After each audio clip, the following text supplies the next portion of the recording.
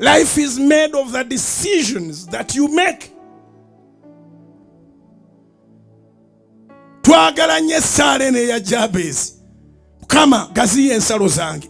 But are you ready to move? Are you ready to let it go?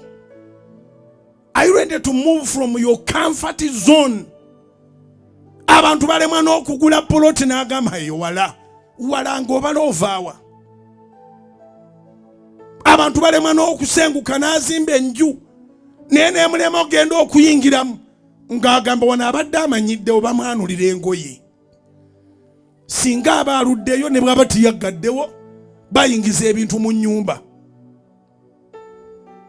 Essaala ya Jabez singa ompeeredde ddala omukisa n'ogaziya ensalo zange esobola okuba nga etegeeza kimu kyokka, va wooli.